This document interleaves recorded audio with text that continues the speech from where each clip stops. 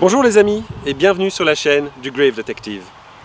Aujourd'hui, nous nous trouvons au cimetière militaire britannique St. Mary's Advanced Dressing Station, situé à Aisne, à une dizaine de kilomètres au nord de Lens, en France.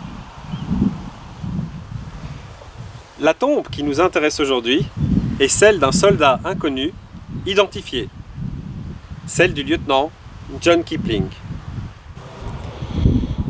John Kipling est né à Rottingdean dans le Sussex le 17 août 1897.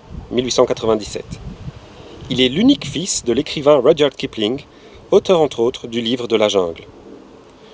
John fit ses études au Wellington College à Crowthorne dans le Berkshire.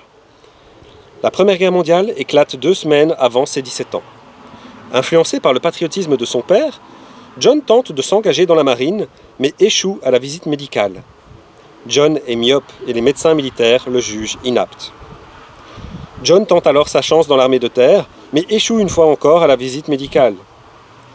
Finalement, c'est son père qui parviendra à le faire engager. En effet, Rudyard Kipling est un ami de Frederick Roberts, premier comte Roberts et colonel des Irish Guards. Grâce à ce passe-droit, John Kipling devient deuxième lieutenant des Irish Guards le 15 août 1914, 2 jours avant ses 17 ans. Après sa formation militaire, John est envoyé en France, où il arrive le 17 août 1915, le jour de ses 18 ans. Le 27 septembre 1915, lors de la bataille de Loos, le lieutenant John Kipling est porté disparu. Certains disent l'avoir vu blessé à la tête, attaquant une position allemande. Mais il n'existe aucune certitude sur les circonstances de cette action, et la bataille faisant rage, son corps ne fut jamais retrouvé. Jusqu'à ce qu'en 1992, soit 77 ans après les faits, 77 ans après les faits, l'historien Norm Christie, travaillant au Commonwealth Roadways Commission, identifie alors une erreur dans un rapport. Les recherches de cet historien finissent par permettre l'identification de cette tombe, alors la tombe d'un soldat inconnu, comme étant la tombe de John Kipling.